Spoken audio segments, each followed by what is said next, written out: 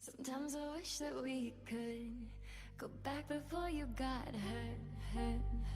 When before I was scared, now I'm feeling prepared. Don't you wanna feel good? Don't you wanna feel good? When you said you were leaving, I thought that you meant it. I played the victim, you starred as indifferent. Hindsight comes standard with rose-colored lenses. Hate to admit it, you're better off. Now you're too afraid to look, too scared to miss it. We're night and day, solar eclipses. Too afraid to look, too scared to miss it. We're night and day, solar eclipses.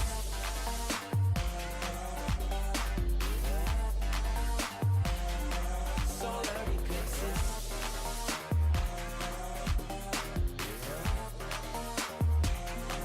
Solar eclipses. Caught up in your gravity, always end up lost in your wake. Intoxicated, maybe we can start again. Caught up in your gravity, always end up lost in your wake. Intoxicated, maybe we can start it. Maybe feeling change, I can remember all the reasons why we've been separate ways.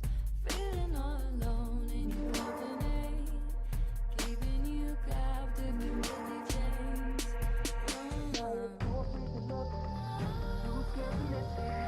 We're night and day, solar eclipses.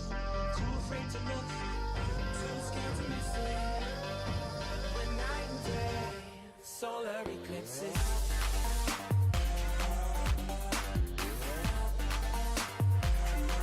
Solar eclipses.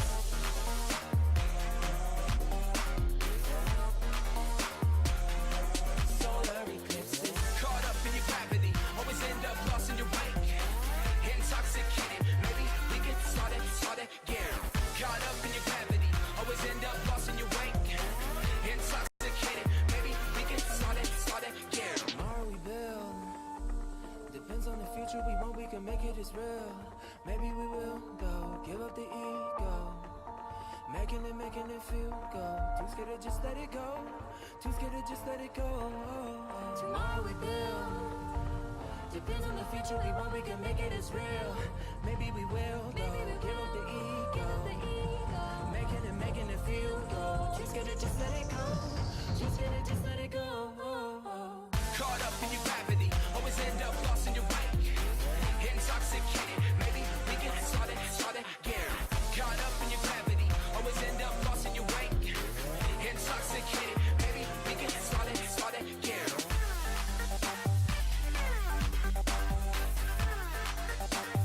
We can start again.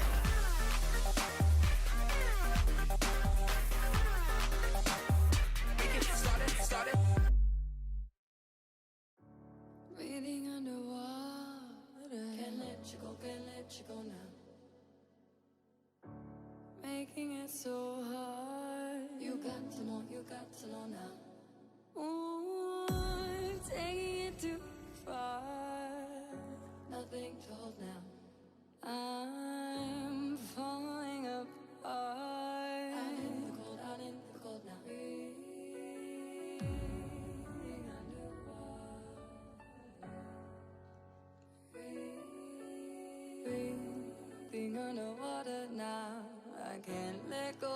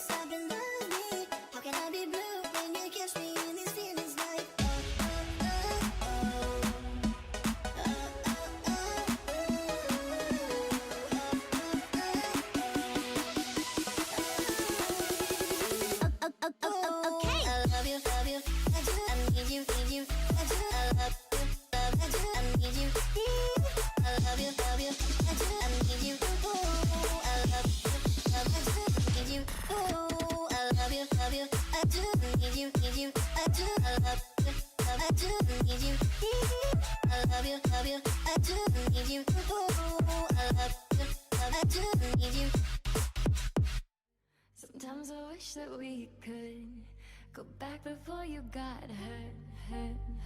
When before I was scared, now I'm feeling prepared. Don't you wanna feel good? Don't you wanna feel good? When you say you were leaving, I thought that you meant it. I played the victim, you start as indifferent. Hindsight comes standard with rose-colored lenses. Hate to admit it, you're better off. Now you're too afraid to look, too scared to miss it. We're night and day, solar eclipses. Too afraid to look, too scared to miss it. We're night and day, solar eclipses.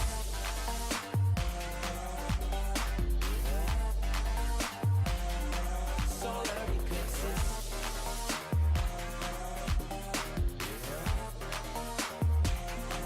Solar eclipses. Caught up in your gravity, always end up lost in your wake. Intoxicated, maybe we can start again. Caught up in your gravity, always end up lost in your wake. Intoxicated, maybe we can start it. Maybe feeling change, I could be never. All the reasons why we've been separate ways. Feeling all alone and you walking in. Keeping you captive in guilty chains.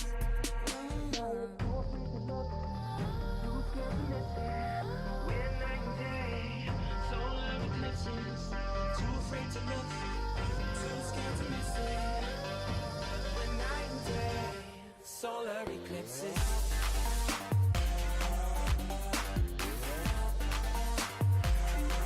Solar eclipses.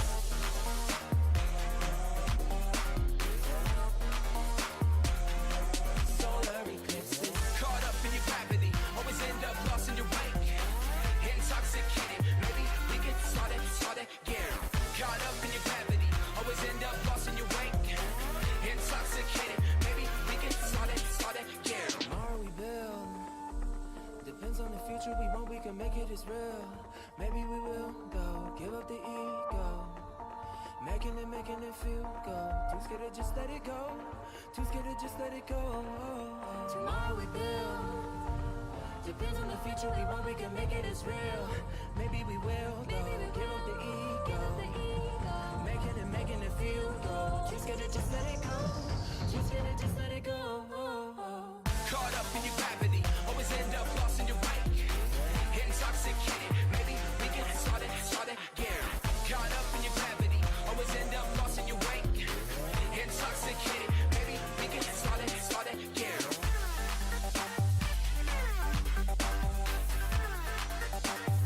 We can start again.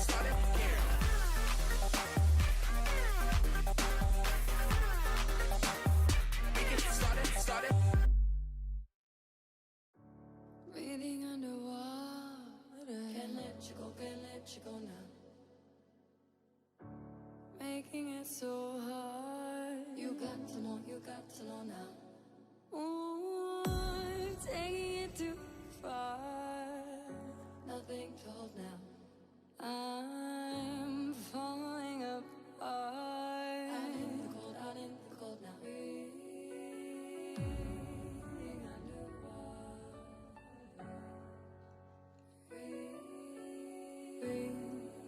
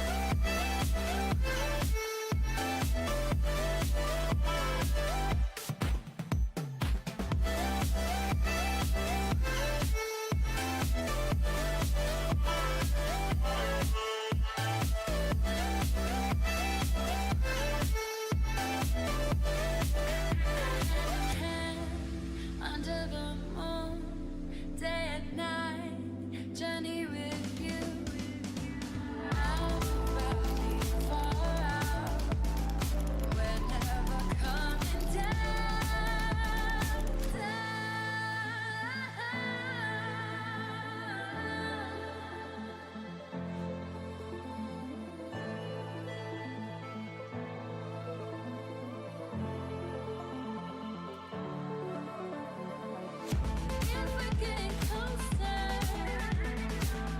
if we're getting closer, if we're getting closer,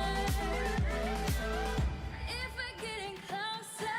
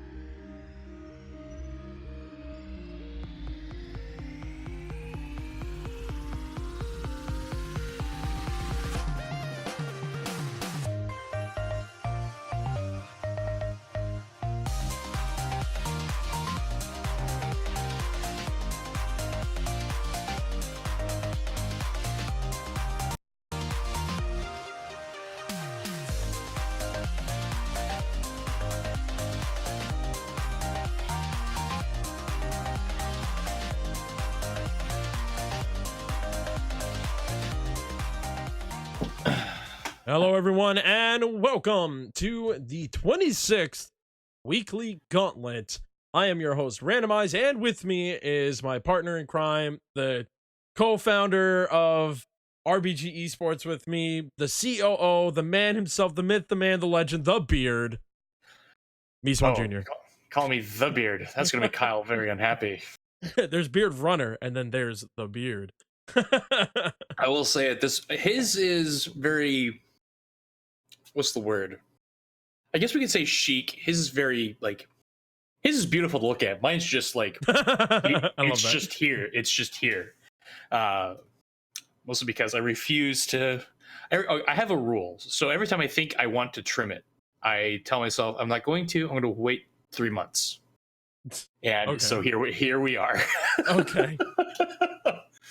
All right. Well, with that, we are going to be moving on to the first of two semi-finals, and it's going to be pre-jump in the orange versus 2006 tanks, which we have a lot of 2006s in this tournament, and it looks like one of them has made it so far. And I mean, Swan, we were just watching that last game. Pre-jump is seed 8, while the other team, I can't remember who is the other guys, Summit. They are Summit. seed 1. And we were just getting, some people were just talking to us before the game saying like, why was that such a hard bracket? And it's because of the fact that finally we're getting a lot of bigger names coming out. So literally seed 1 through 8 is pretty, in my opinion, dead even. And we're even seeing some seed 20s coming through, like 2006 Tanks is in the seeds. And it's because of the fact that some of these players are just coming out. We're just discovering who these players are. So they get a low seed for now. And then by next week, they're probably going to spike up depending on how they do in the last few rounds, honestly. Yeah, it's really how it goes. And if you talk to any tournament organizers, seeding any bracket can be one of the hardest things. We've felt that on a team side, especially back in the RLRS play-ins. There's a lot of people that thought that our old roster was seeded a little unfairly. And it happens a lot. There's always 1 or 2 teams that think, man, I got seeded probably lower than I should have been. Or there's teams that are like, man, we got overseeded and we got super lucky. In the case of pre-jump, they may have been underseeded. That's a team that I probably would have put into the top 4. I haven't had a chance to actually go through and look at the teams that came out, who's playing on every team. Because I think we had 31 teams come out, if I remember correctly. 32 teams. We 32, had a perfect bracket. Nice. 32 teams registered. I think there were a couple, like 3 or 4 DQs, but that team, the three DQs. Okay, so that may be where some of the 20 seeds are kind of sneaking through. Because if you can get past that round 1 and then catch a team off guard in round 2, you can get your path to the semis can actually be not as arduous as you would think. Mm-hmm. But it also sets up some pretty to a 1 seed. It would set up some unfortunate matchups against an underseeded 8 seed like we had in round 3 or round 2. Oh yeah. But with that, we are going to be moving on to this game in the semifinals. It is going to be 2006 Tanks versus Pre-Jump. We have on the Pre-Jump side, we actually have one of our own community streamers, which if you want to be part of that, you can join our Discord. There's an application in the Discord. If you are a streamer, an affiliate, and the age of 18, you are qualified, so go ahead and join us. But yeah, so the Ron Skin, Scruff, and 2K versus Olio, Shamu, and Nick. And from that last game that I was just watching, Olio looks pretty scary up in front, to be honest. So I know Ronskin's team and all them have been working pretty well and working pretty hard. So I'm pretty excited to see where they're gonna go with this one. I feel like it's gonna be, from what it looks like from 2006 Tanks, they look like they're a pretty aggressive team. While Pre-Jump is probably more of a laid back, prepare themselves and then go for it. We haven't seen much of both teams yet, so it's gonna kind of be hard to explain, or I guess examine and analyze what we're gonna be looking at. But with that, Swan is going to give them the cue to join, and we're going to be moving on. Awkwardly enough, I can't. Really? None of my commands are working. Hit spectate and then type team in chat. Bam! You all are learning how to be tournament organizers now. Hey, no, I thought that was a thing, but I tested it out and it didn't seem to work. But we got everyone joining now. Everyone's. Predictions. I pick Pre-Jump, by the way. Of course you do, because Ronskin's over there. My boy Ronskin.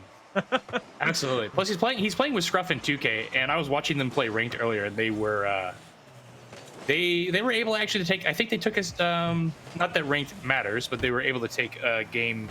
They were able to get some juicy MMR points away from our own sub Galaka. So excuse me. Yeah, that is very true. But with that, here we are in game number 1. Pre-Jump in the orange, 2006 Tanks in the blue. 30 seconds already into this game, and we have a lot of control coming out of Tanks. Like I said, I felt that Tanks is going to be the aggressive team, and here we are. At least I got that right. Ron Skin on the side. He's going to bring this out to the middle to Scruff. Scruff looking for the shot. Off target. Shamu clearing off. Nick gonna try to meet it at midfield, but gets stopped. Scruff is gonna put this back into the tank side. Trying to get around 2 defenders, a double commit, but it works for them right now. Bolio able to... Oh, he just got over 2K and pushed him out, but Ronskin backed them up. Shamu and trying to push us back over to the pre-jump side. It's kind of becoming a ping-pong effect right now. We'll have to see which team is going to be able to take over control. 2K going to beat out Shamu. Ronskin follows that, puts it on target. Blocked by Nick and followed up by Bolio. Back out, Shamu. Looks to try to get the cherry pick, and it goes in. First goal goes to Tanks. I mean, Scruff was in net, but he was probably caught off guard a little bit. Scruff with the great touch into the left side of the net. Scruff did not see that coming. That's rough. I know for a fact Ronskian called out shot, but they didn't know where it was coming from. Probably. I can tell you that I probably would have said the same thing, but Scruff is rough, and that will give that was a rough one for him. I gotta put a pun in for someone somewhere every time. 2K though getting the ceiling shot, and we're gonna be all tied up. Man, it's an answer back in the same fashion. Not so much not knowing where it was, but the good beat off the ceiling. Great job, 2K. A good play by him. 3 minutes and 20 seconds left in this first game of a best-of-5 semifinals. 2K trying to pass this one. Nick, not the greatest touch, but no one is really making them suffer for it. Shamu able to clear this off to the side. Ronskian couldn't win the 50-50. Scruff versus Bolio. Scruff gets a pinch off the wall, but it goes straight up. 2K looking to get a pass. Shamu there. Up to Bolio. Bolio is going to center off the wall. Shamu beating Ronskin. Trying to get the double touch. 2K denies. Bolio now gets a pinch off. Shamu almost getting the cherry pick. Nick follows that one up, and they're going to take the lead. Tanks are moving up ahead. Bad 50-50, and Scruff just gets stuck in a 2v1. Made the first save, but couldn't get. Just wasn't there for the second one. Kind of hard to make that save when you're flipped upside down mid-foot. Oh yeah, 100%. 2 minutes 41 seconds left on the clock. 2006 Tanks lead by 1. Scruff trying to get it out to the center. Ronskian follows, getting denied, but no more boost to follow it up either. 2K gonna keep the pressure on offense. Scruff whiffing that one. Shamu is gonna make him pay for that one. Wrong. Able to get back in time. Oh, missing the pass. Nick way too far up, and that's an open net. Scruff able to tie this game up. The whiff right there from I guess Nick wasn't ready for the pass, so not so much of a whiff, just a unfortunate pass, but it left the backside 100% open. So we are with 2 minutes and 15 seconds left on the clock.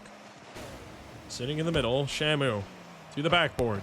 Scruff able to stop that one, getting challenged by Bolio, who wins. Staying in the corner of pre-jump. 2K gets it past Nick. Shamu 50-50 with 2K. Ronskian up, keeping it at midfield. No one on the pre-jump side follows that, so Shamu will try to keep pressure on it, but 2K able to bring this back over to the tank side. Nick dangerously bringing it through the box. Ronskin couldn't get there though. Bolio putting this into the corner. Ronskin looking to do the one-man play off the ceiling, but Shamu denies. 2K at midfield. Gonna keep the pressure up. Keep this on the tank side. Scruff looking for the pass. Shamu on the back wall, clearing this one out. 2K back, has some time. Passes this one up, but Nick is up already. 2K passing this back up again. Ronskin up. Trying to put this down for 2K. 2K bails as he sees Bolio already up. Wins 150-50, but Shamu follows up. Scruff able to get this out to 2K. 2K not getting the touch he was really looking for, but he looks to get a pass. Nick denying the pass play. Bolio is already up. Ups to try to control it, but Ronskian beats him to it. Shamu in the back. Going for a big clear again. Making the one-man play. Breaking the tie with 50 seconds left. Shamu. What a shot. I'm almost lost. Okay, 2K didn't go up because Scruff went up, and 2K is definitely in, or was it Scruff in net? respecting the shot almost, making sure that someone's on the ground to cover. But that's really unfortunate. I was getting ready to talk about how I really liked the amount of spacing from pre-jump, but some mechanical errors turning into a really good shot by 2006 Tanks, but some mechanical errors from pre-jump yielding a goal. Yeah, and that's one thing, Swan, that I'm really surprised the amount of times either team has made a mistake. Besides right there, the punish. That was a big punisher. That's what I was going to say. No one capitalizes on the mistakes except right there, Ronskin missing it. And Shamu able to put that one in, give them a 2-goal lead cushion. 25 seconds left. It is possible, Swan, but it's going to be tough for them. And this is not the way they want to start either. No, it's not. But this is a best of 5. Pre-jump is, I think they are definitely good enough to tighten up. I don't think it's a question of like a need to tighten up rotation, because I think spacing and the rotation is good. It's enough little things like the whiffs, the 2 whiffs we've seen from Ronskin, the missed shots here and there. Like tightening up the overall level of play and just making good contact is going to turn this game around, I think, for pre-jump. But I would not. I have a feeling that this is going to go to. We're going to go distance. I think we're going to see 5 games out of 2006 Tanks and pre-jump. You feel this is going to be a 5 game? I don't. The scoreline, the 4-2 doesn't. I don't think that adequately tells what we saw, because I feel like either 2006 Tanks weren't going. I think they were kind of cruising at 90% maybe, or if pre-jump just tightens up and gets more than 5 shots on board, they can really turn this around. I don't know. I've watched enough of Ronskin and Scruff that duo specifically that those whiffs aren't going to stick. Like that is not the norm. Well, so things do change when you're actually in a tournament setting, and you know when you're just playing with your friends or you're playing 6-man, it's a lot more relaxed. While this one, they are now in a bit of a, I don't want to say heated situation, but it's definitely a little different when you're actually playing in a tournament. So we'll see. Maybe pressure just kind of hit them, but anything can go in anyone's way. But 2000 Tanks are in the lead by 1 in this series, and it looks like we're going to be moving on to game number 2 of this best of 5 series. Kickoff starts. 2K will follow. He stays up, plays it slow, gets a small pass, but 2 players on the backboard able to stop it. Ronskin looking to center this one. Scruff a little far from that. He's going to use the corner, try to center this up. No one pressuring on the pre-jump side, and Shamu, I believe, in the back had all the time he needed, or Bolio, to dribble that across the net. Ronskin couldn't get the shot, though. 2K with the shot off the defender, and they are going to be taking the first goal 30 seconds into game number 2.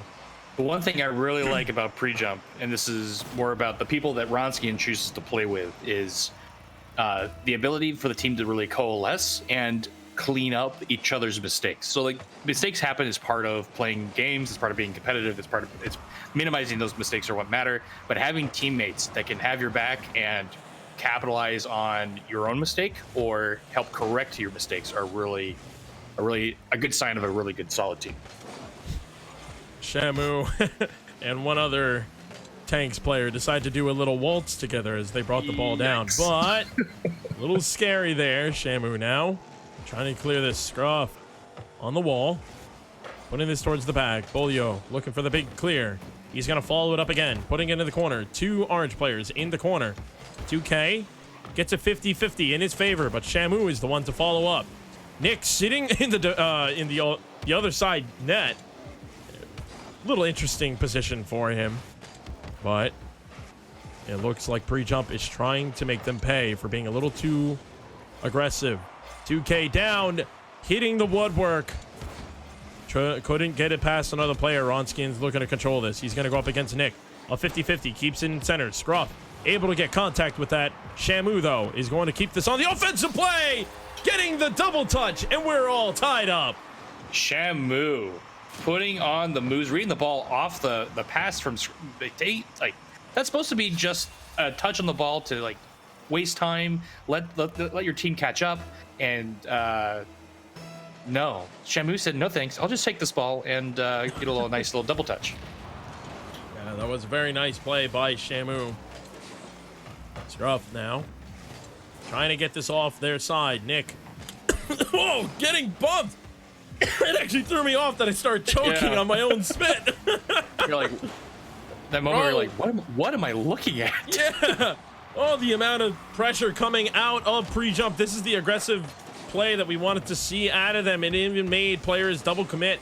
But the problem is they're not capitalizing on the tank's mistakes.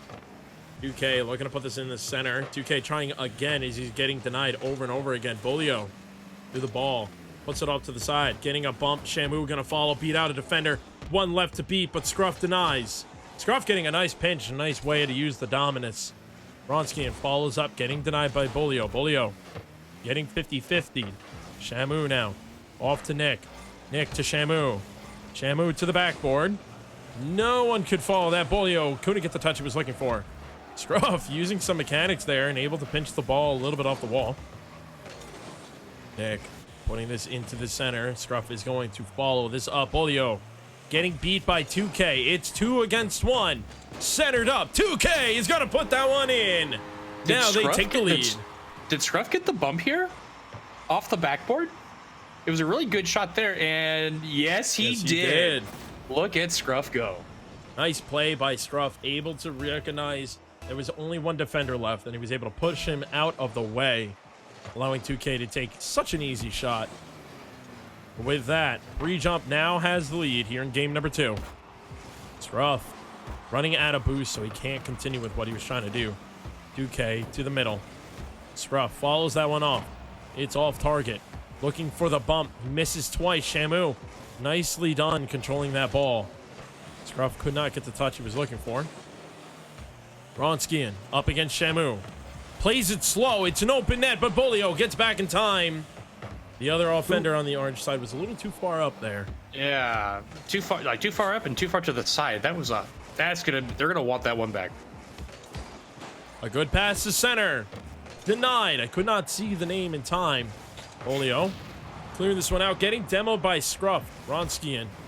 Whoa, putting that in the center. That was a little scary there. Scruff putting this into the center.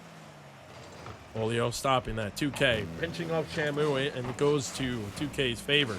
He's even getting bumped, and he's still able to control himself. Bolio putting this back in the corner, trying to buy his team some time. Shamu's out of the net. This is the point where pre-jump needs to capitalize and punish tanks for making mistakes like they just did. With an open net there, Ronskian back in time to get the defending play. 2K trying to get past Shamu. Doesn't work. Ronskian 50-50. It goes straight up. Nick now passing to Bolio. Scruff beating him to that pass. Shamu opting to take this one slowly. Without any boost, can't really do much more from there. Ooh, a pass play, a bump play, and everything. What happens? Everything goes towards the net, and Scruff is going to put another one on the board. It's one of those moments where you're just like, wait, what's happening? And I'm not sure if 2K like ran point on that, and they just like kind of made it like a pseudo screenplay, but I guess it works. They'll definitely take it. 15 seconds left on the clock. Pre-jump looking to tie this up. And with that, I think we can say it is mathematically impossible for them to get a tie game. So, pre-jump is going to move to get this to basically a best of 3. Yeah, it's best of 3. Man, what I said pre-jump should do didn't actually happen. Something happened to 2006 tanks where they weren't as aggressive. Whether pre-jump didn't act, because I don't think pre-jump actually fixed any mechanical error or like anything they were doing mentally to play better. They were able just to scrap together better possession, and 2006 just wasn't able to effectively defend. Pre-jump got more shots off, and that is something I said that they needed to do. They in game 1 they had 4 shots to now having 8 shots, but I feel like that was just a messy game, and I don't know what's going to happen in game 3. So would you say they were not able to? I mean, they got they got the win, so I mean, I guess they were able to a degree, but to a degree, for once, to some degree, they were able to do so, but I don't know how well it's going to hang weird up. to hear it that way. I'm so used to it. I know. Yeah. Yeah. So with that, we're all tied up now, and we're going to be moving on into game number 3. RBG. Oh, sorry. I'm looking at our own title on RBG. Was what I was reading. But we seem to be having some problems. Sorry about that music happening. That's why I was getting really confused there. But with that, 15 seconds already starting into this game. Error-free at this point. Scruff looking to try to get a pre-jump. He gets a bump instead. Or not a pre-jump. I meant to say a flip reset. My apologies. Scruff faking the flip reset here and goes for the bump instead and takes out Nick Swan. I don't think you can play that any better. That is beautiful, dude. Like, that's just like that's all, like, I don't know. The game mechanically is so advanced now that something as while that was a beautiful goal and takes a lot of game sense to pull off effectively, I don't know how well that shot would do on Rocket Dailies. To me, like, it should be there because that's just a lot of really good heads-up play and good car control. But someone clip that and tag Rocket Dailies and tell them that should be on. Yeah, give it at least give it a look-see and some accolades, because that was just a thing of beauty. 1 minute into the game, re-jump in the lead by 1. Olio could not beat Ronskian, but Nick was there. 2K looking to center this to Scruff. It's high. Ronskian following up. All 3 defenders were back in the net at that point. Shamu looking to try and get past 2K. A pinch to the other side. Ronskian receiving the pass. In the corner, Bolio able to beat him out. Scruff had 2 defenders to go against. Tried to get the bump. 2K putting this one up high. It's still in the box. This is dangerous. Scruff keeping the pressure on the 2006 tanks, and that goes into the net. Scruff is going to put another goal on the board. Really good heads-up play from Scruff. Like, we're just seeing really good heads-up play from Scruff. Like, he's noticing that he's got 2006 boost star. They're basically stuck in the box. Kicked it up and was able to force a double commit and just put it away. I'm liking what I'm seeing from Scruff. Like you said, it's really nice to start seeing that kind of pressure coming out. Another one as Scruff. Oh, trying to get the double touch. Takes 2 to get that one out. Scruff even went for even a touch or a bump, but 2K off the crossbar. They're going to get a 3-0 lead, and we're not even officially 2 minutes into this game. Yeah, the rotations for pre-jump right now are really good. We got someone in the box disrupting defenders, a guy taking the shot, another guy rotating out to get boost, and it's just cycling through. And they're just peppering shots. Peppering. I like that word. Speaking of peppering, they almost put another pepper shot in there. Oh, pinch off Nick. 2K gonna follow that one up. Bolio trying to get this out of his corner. Nick double committing. Ronskian in the other corner now. Centers this one up. Bolio has no boost. They're just trying to slow down any plays that pre-jump is going to try to pull out. Bolio putting it into the pre-jump corner. Pinched off. Nick is up. Gets a touch. It's off the backboard again. And Shamu follows that. There could be a shot, but it's blocked by Scruff. Now, all the players were up too far. The counterattack happens, and 2K giving them the 4-goal lead. It took tanks basically 2.5 minutes to get the ball out of their own half. They spent 10 seconds in the orange half and brought everyone up and got punished. super unfortunate for tanks. But at this point, a lot of teams just get desperate for goals because they want to find a way to right the ship. Really, the tanks just need to figure out what can we do to better our defense. I'm a real fan of Johnny Boy's approach to how you fix poor gameplay. And if you're just getting scored on, the answer isn't to put on more goals. You got to figure out, what am I doing wrong that's allowing this team to score without contest? And what would you say they are doing wrong, Swan? Ooh, I mean that's it's almost a loaded question, but the overall clears have been really poor. They keep pushing it off to the corner, thinking they're going to be able to win 50-50s in the corner.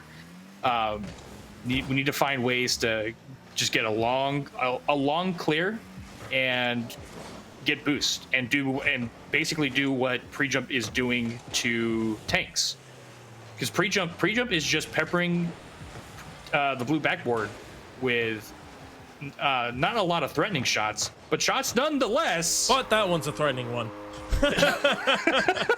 Scruff doing a nice job right there. But Bolio's contest in the midfield, while probably needed, or even Shamu on the backboard needs to get you need to get better clears. You need to have better contact with the ball, because I think Shamu actually may have touched the ball there.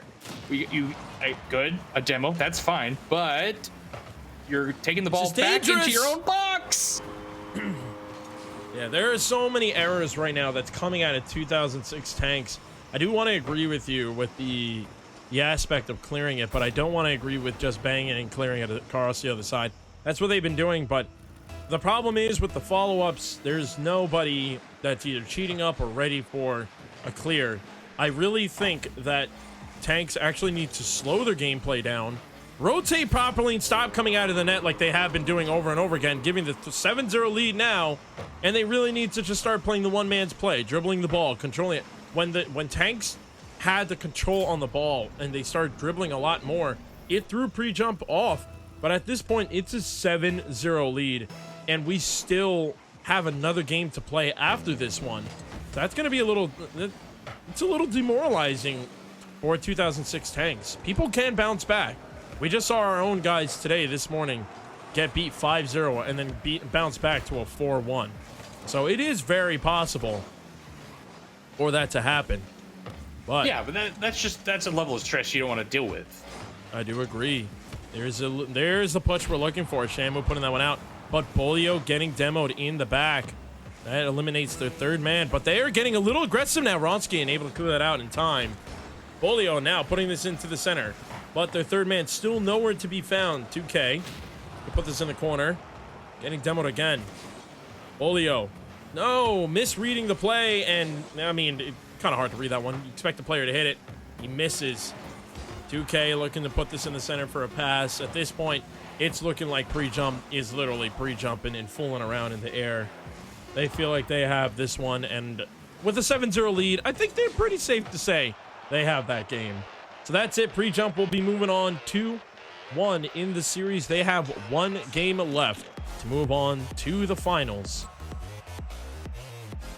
Yeah, we gotta get better clears out of tanks.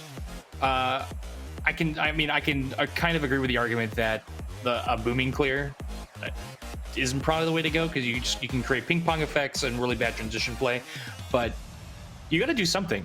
All tanks was doing was clearing it to the corner, and then they were losing 50s and taking the ball through the box to try and clear it the other way.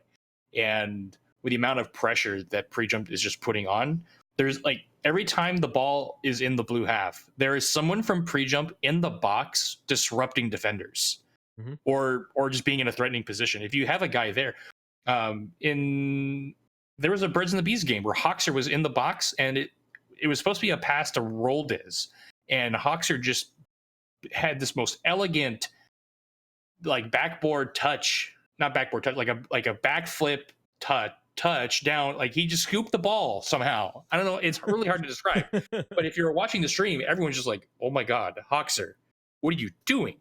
Where did you get the skill from? Because you're beautiful, Hoxer. Yeah, he's just it was almost like a whale breaching the ocean and then just touching the ball over a defender.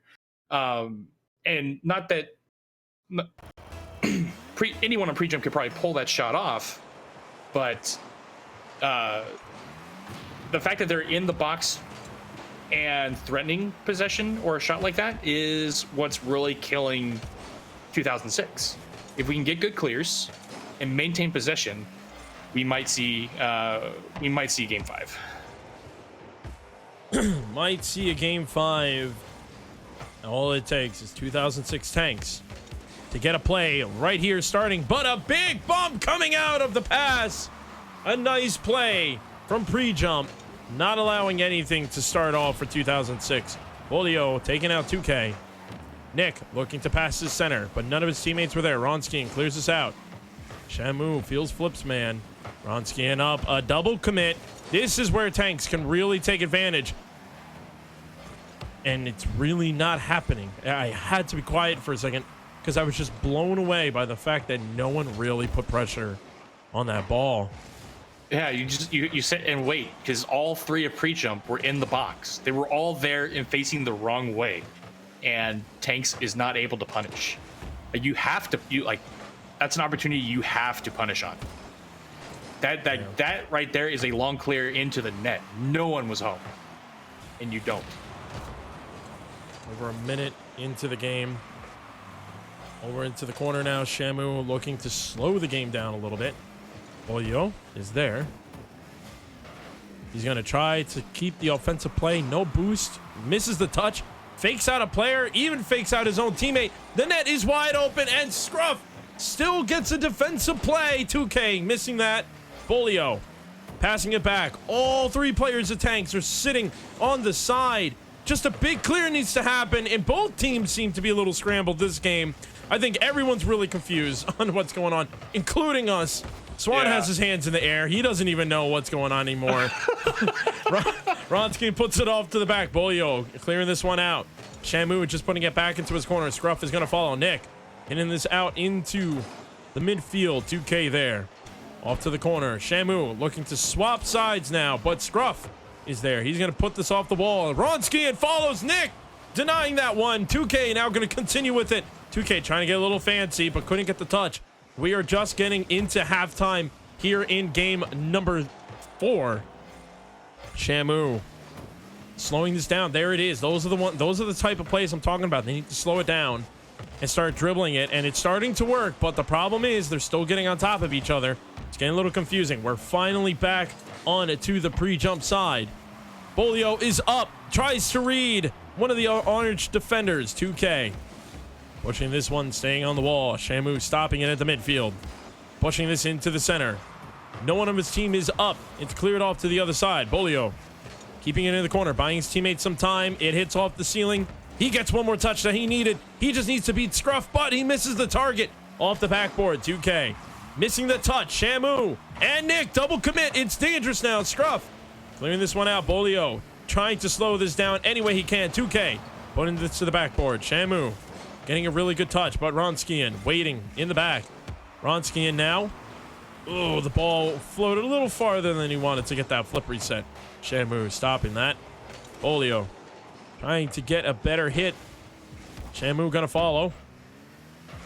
Scruff opts to slow it down, but Nick finally finds that open moment, finally capitalizes on the error, and 2006 Tanks is on the board. Not a whole lot to say here other than a feels backflip man from Scruff, and 2K kind of frozen in net there. But with a lead there, we might see game 5 now. We may. There is a minute and 15 seconds left on this clock. You're in game number 4. Tanks just need to hold this lead now. But we're starting to see a lot of aggressive plays coming out of pre-jump. 2K putting this in the center for Ronskian, and he ties this up with a minute and 1 second left on the clock.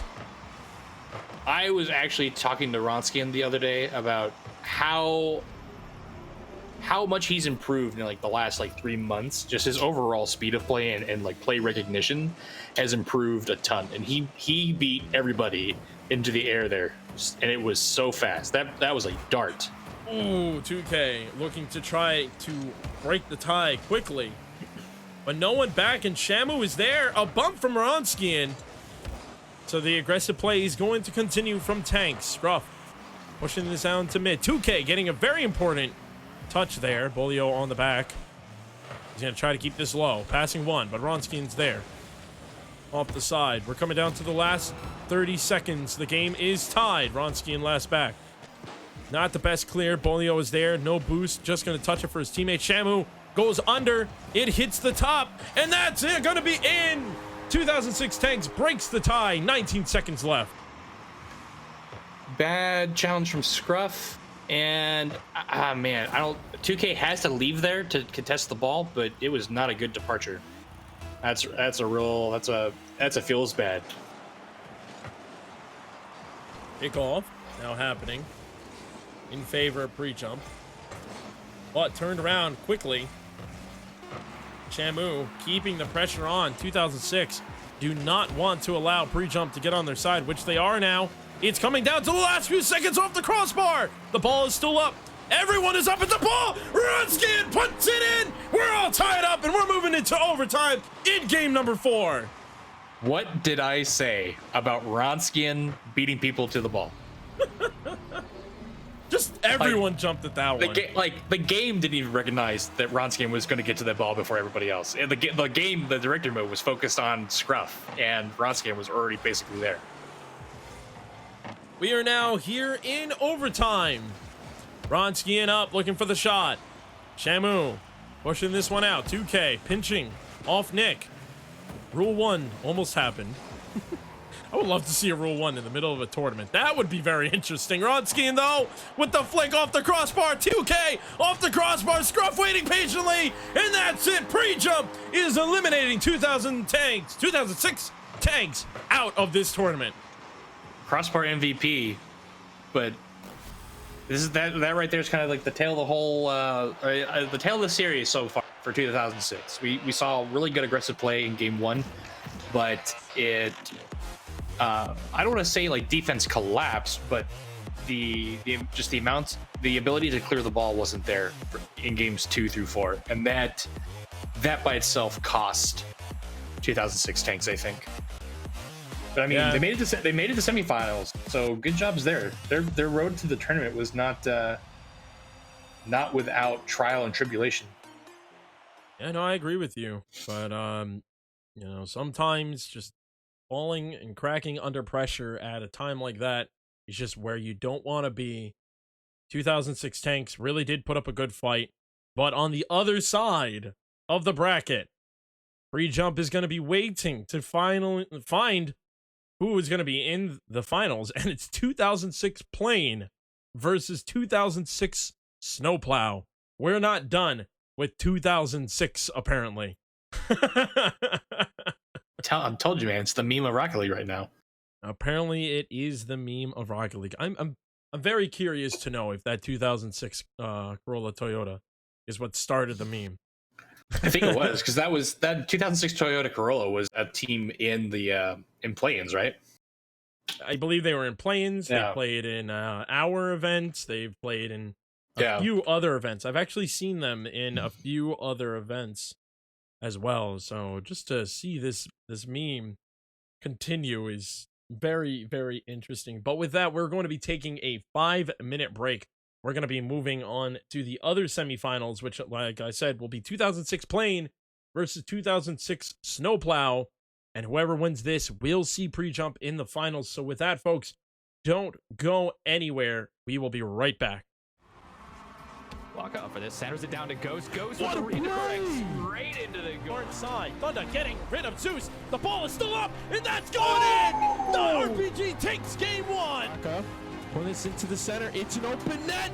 Oh my That's god. a shot! Centers, ball is up, one touch to the ground will end it. Devin comes flying up, soft touch in off the crossbar. His virus makes the score!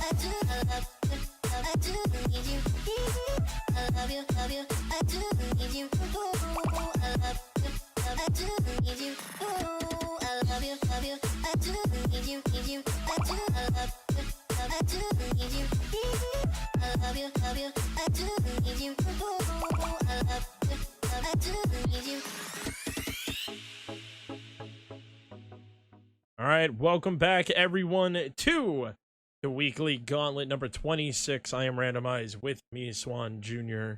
You know, actually, Swan, I can't remember the last time you and I actually casted together. It's been a hot minute. It has been a very long time. You're looking at the co-founders of RBG Esports, just if you were wondering. It is us in the flesh on your camera screen, whatever. But last game, we just saw Pre-Jump eliminate one of the few 2006 teams. They eliminated Tank, but we are going to be moving on to the next match in this other semi-final match. Snowplow versus Plane, both 2006. I'm just going to go by the names. I'm not going to go with 2006 over and over again. It's literally trying to read that is just like watching the New York Giants versus the New York Jets football game, where you're literally sitting at the football game and you hear New York has the ball on the 15-yard line. New York fumbles and blah, blah. It's like, oh my God, say Giants and Jets, please. Yep. So I'm gonna have to go back and look. I'm curious how good of a model year 2006 actually was. you're actually gonna look that up.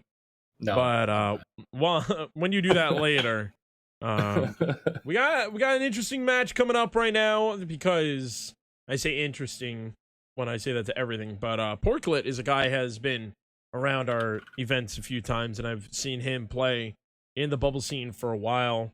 On the other side, Krazix, James D42, and I believe Bati, who is playing as the Sub Madness, was not able to show up for Plane. Versus Flitz, Porklet, and Bambi. Now, I've seen Bambi and Porklet play before. I'm not too sure about the other side. I do know J42. I've also seen him play a few times, so I'm very curious to see how this game's going to come out. I feel like these guys are just kind of meme teaming right now, because there really is nothing else to do that much during the off season. I mean, they're like meme team naming. Yeah, like the team, like Snowplow is a good team. Flitz, Porklet, Bambi, that's a good team. Mm-hmm. If I remember correctly, that's all rank B and rank B plus. Like that's a good team. Krazix, James D, and Body. I can't remember the last time they played in one of our events. So I don't have name recognition with them, but. Mm-hmm. They've made it to semifinals, so that tells me that they're probably in that rank B conversation. Yeah, so I'm not really sure where we're going to be going with this with some new names, but I'm going to go probably with Porklet's team, just because I have seen him play in the past. Oh, yeah.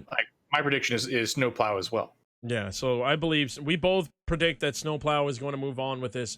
So when Swan gives them the cue to go, we will be getting into this game, and you guys will get to see who will take this. Let us know in the chat as well who you think is going to take this game. We know we don't have a voting system up, but with that, we're going to be moving on to game number 1 of the other semifinals. Snowplow in the blue. Tank's Plane. Nice job. Plane in the orange. That was interesting scoreboard glitch where it just kept the other name in. My apologies about that. All right, Porklet pushing this out to Bambi. Bambi in a little far for Flitz. Jay in the corner. It's just one a little too far out for him to control. Flitz is gonna stop him there. Krazix. Is it Krazix? Am I saying it wrong? Am I reading his name wrong or right? What do you think the name is, Swan?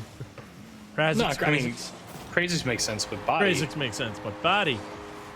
Buddy, putting that one in, putting the first goal in for Plane. This was not how we expected to start off this tournament, or this series, I should say. Yeah, it just looks like Snowplow just got caught up past midfield on a good clear from Plane. Is really all that really looked like. J42, good save by Bambi. Good save indeed. Krazix now up. Gonna put this into the corner. Porklet is going to get a big clear, but stopped again by J42. A pass play and a demo, but missing the target just a bit. So that's gonna allow Snowplow to stay alive just a little longer. Gauntlet now going to bring this down to the plane side. Krazik's able to beat out 2 players, but Bambi in the middle, waiting. Off the backboard. Looking for his own pass, trying to get the shot, but saved. Off the backboard again, a double commit coming out of the plane side. Flitz looking for the shot, it's far. Bambi on the other side, waiting for Krazik's, winning that 50-50 into the center. J42 just doing anything he can with the low boost that he does. It's going to go to the backboard again. J42 is there. Krazik's looking for the counterplay. Now Bambi also looking for the counterplay. It's just going to hit the woodwork. And a pinch from Batty. J42 following. But Porklet at midfield going to put this on target again. A double commit happens. J42 back in rotation. Blitz just missing the cherry pick play. Porklet now putting it in the corner. Krazik's clearing this one far out. Bambi is there. Still in the midfield area. J42 able to beat out a blue player. Bumping Flitz. Batty looking for the shot. Porklet getting the save. Krazik's now up, and he gets that one past the defender and gives Plane a 2-0 lead. It's a good read by Krazik's. With the touch in that little nook where the backboard meets the ceiling and the ball comes right back down. It's a really good read from Krazik's. We have 3 minutes left, a little bit under 3 minutes, I should say, on the clock, and Krazik's looking to put another one on the board. Bambi taking a little bit too much time. A lot of pressure coming out from Plane, keeping this on the snowplow side. Blitz looking for the shot. J42 is still back. Porklet now, and Bambi a double commit. Blitz's last one back. He opts to keep this on the offensive side. Batty playing it slow. Bambi trying to get any pinch he can. Krazik's going for the backboard. Porklet stops at J42. Now looking for a pass. Blitz hitting it to J42. Off the backboard. It's dangerous. Porklet just able to get the save in time. But it's not over yet. J42 looking to put the shot. And Krazik's reading a nice little double touch off the backboard. And puts another one in. A really good pass play. Krazik's to J42. 42 puts a dangerous but not so dangerous shot on, and J42 cleans it up with a nifty little double touch. We're seeing really good accuracy and really good aggression from Lane, and we're seeing just bad accuracy from Snowplow. Because Snowplow's had chances. They've had threatening opportunities in and around the box, and their shots are just going wide. If Snowplow can fix the accuracy, this game would probably be a little different. Minute and 38 left on the clock. Plane with a 3-goal lead. Snowplow looking to just even get on the board. Batty just playing around with the ball. Bambi meets up with him. No boost to follow that. Gets a little bump up. J42 able to beat out one of the offenders. And then goes for another touch. Krazik's follows. He's going to put this on the backboard. Batty looking for the shot. Flitz beats him to it. Bambi missing a critical counterplay, though. Flitz is going to follow that one up. Bambi looking for the bump, but Krazik's saving that. Porklet putting it off the backboard. Hitting the ceiling, but none of his teammates follow up on that. Bambi ups to stay back.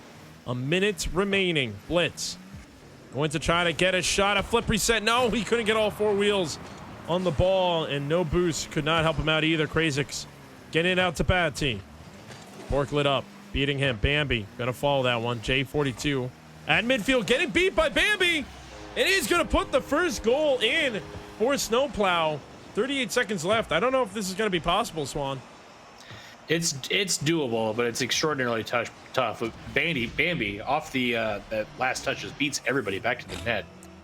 Nice shot. Good play by him. This is the moment where Snowplow is going to have to try put another goal on the board, and quickly, with 30 seconds left, it is possible for them to come back and tie this game up. But it has to happen now.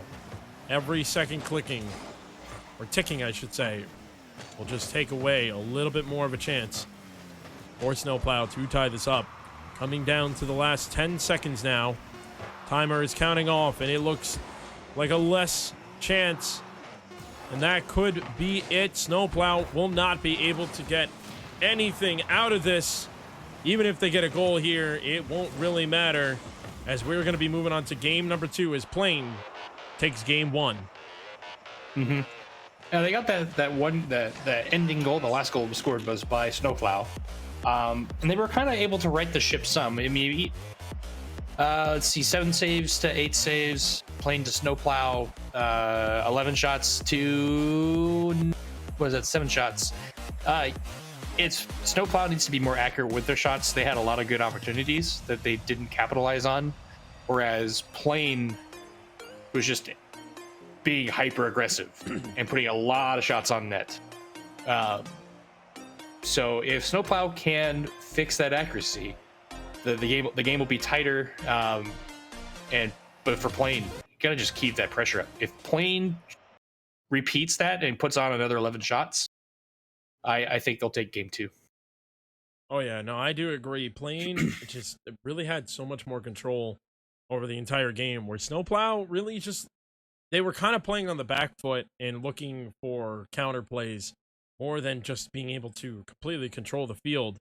And I feel that is pretty much what hurt them the whole time, was that they just weren't able to do what they wanted to do. They weren't given the space that they wanted. And that's kind of what you need to see coming out of Plain, just to continuously control that. And we're going to see here, moving on to game number 2, if Plain can keep this aggression, or will Snowplow able to turn this around and make this a 1-1 game. J42 not getting the touch he really wanted. Bambi bringing this down. He's going to opt to bring it back to his corner. Play this slowly. Now he's going to bring it back to his other side. That is very dangerous. Krazik's able to flick it in time. Bambi looking to put this onto the net. It's saved by Batty. Porklet now hitting this over. Krazik's gets it past one. Bambi trying to get another one, but the soft touch just really did not help him. Batty able to put this back into the other corner. Porklet now looking to send this one up. J42 up to Krazik's. Krazik's using the ceiling to put it back down.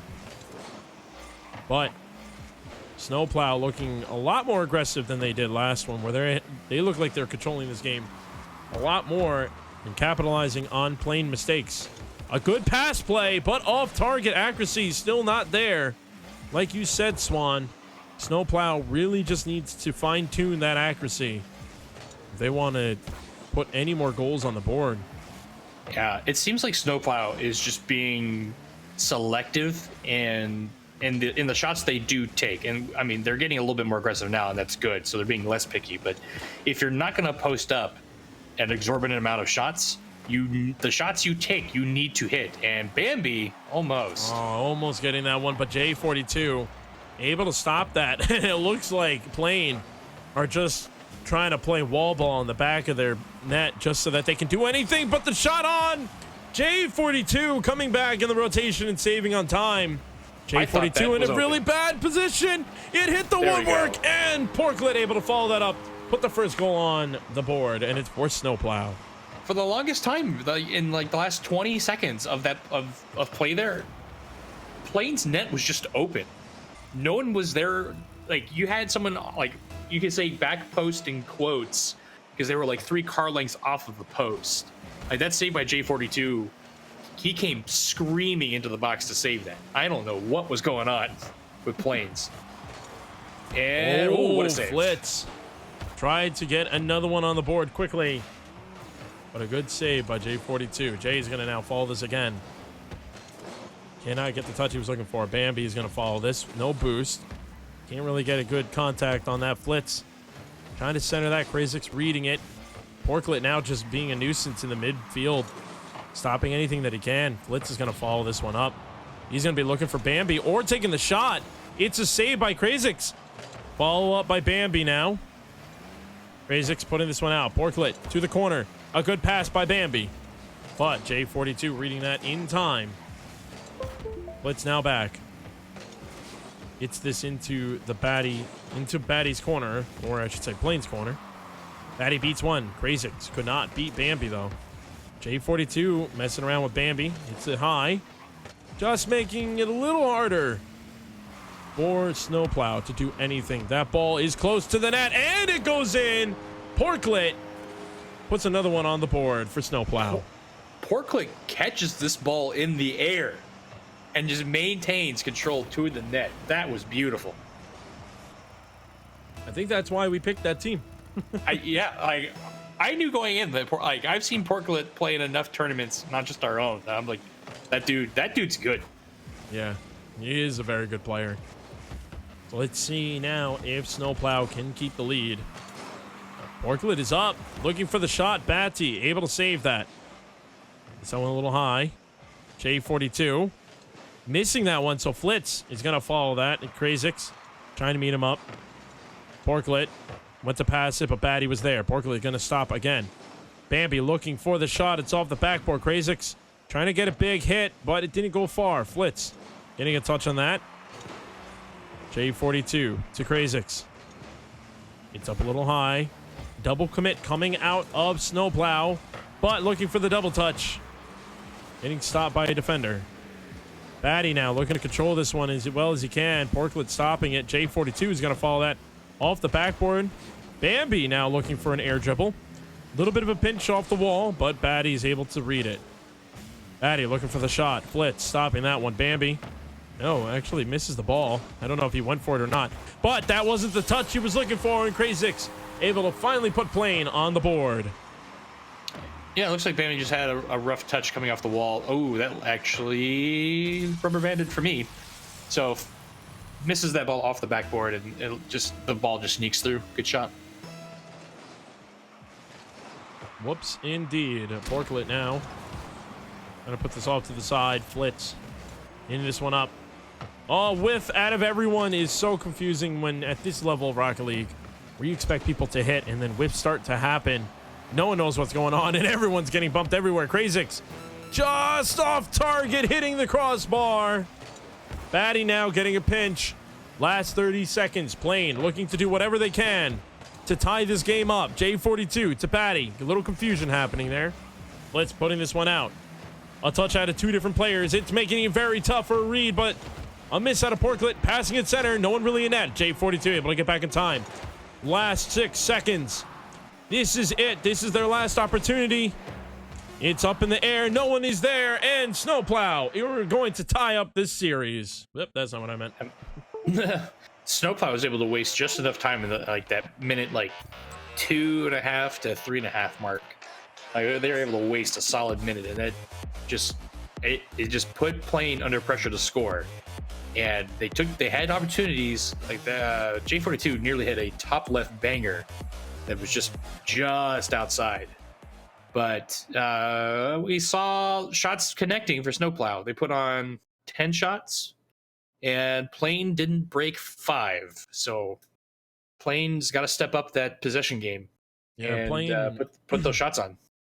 Plane, the game, the tide has turned, the table has turned, whatever shoe is on the other foot.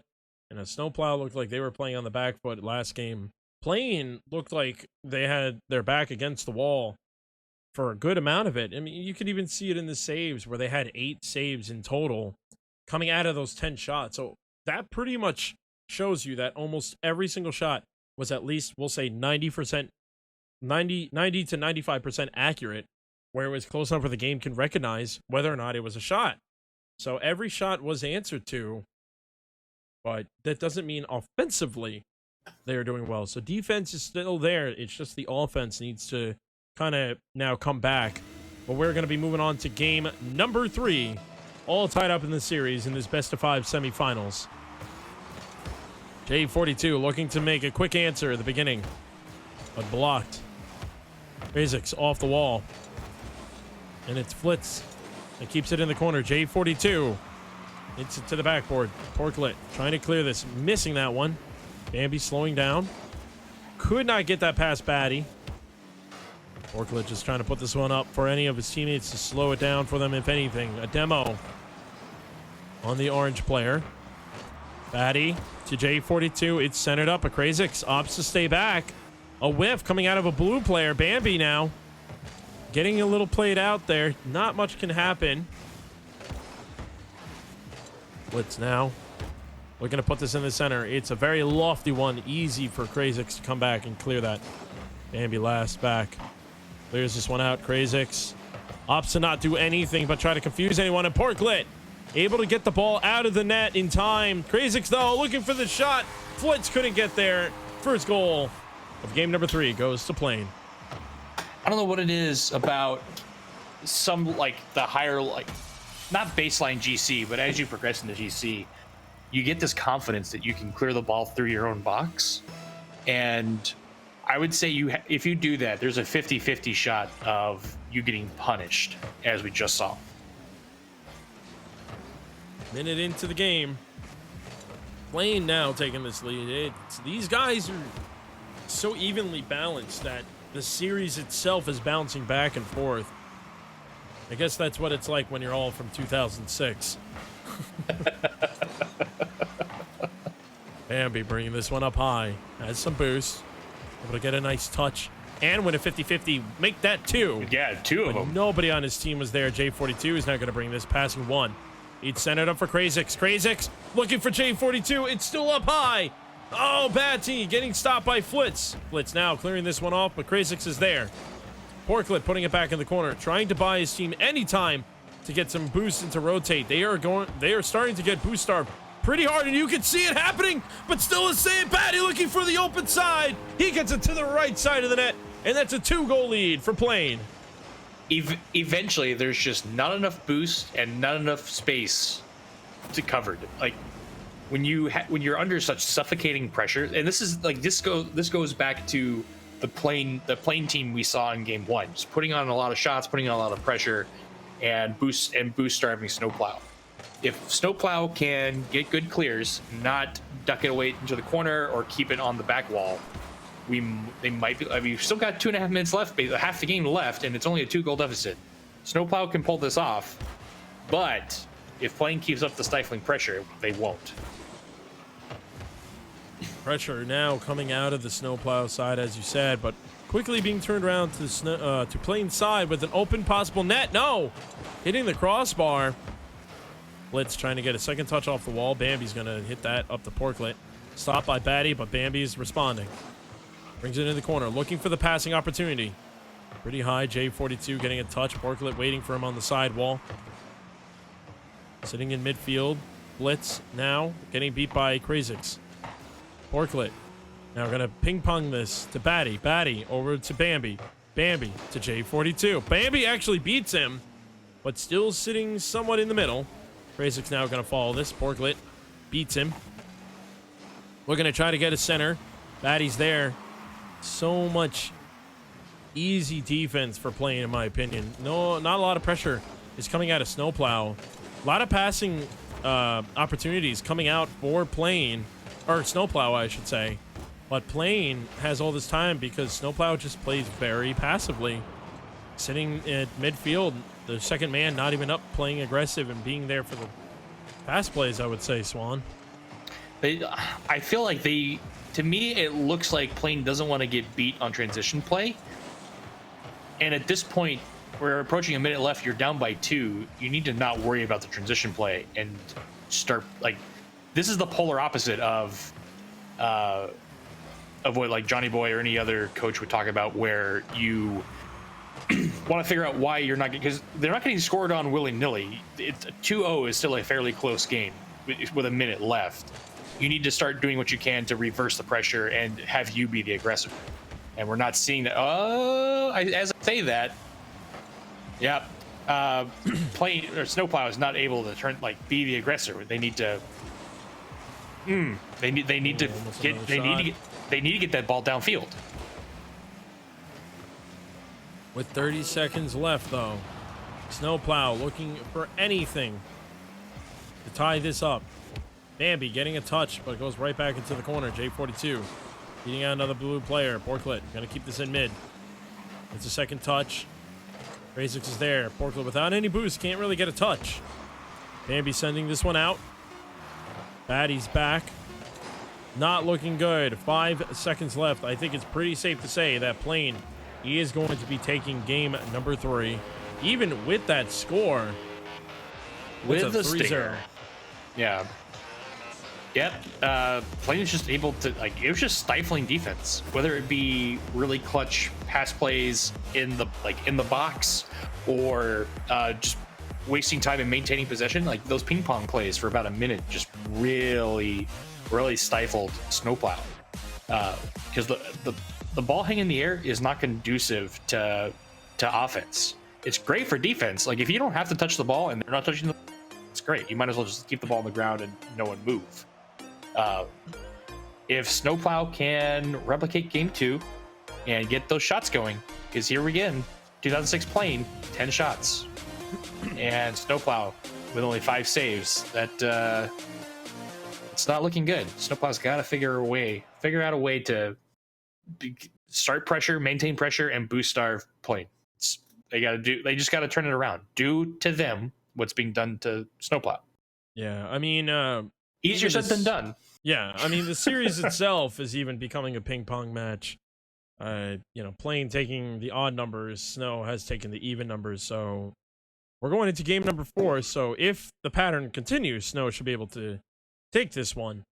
But it's kind of tough to say at this point. It's just both teams are kind of all over the place. Clears are not really concentrated. They're just more hit out there and hoping for the best.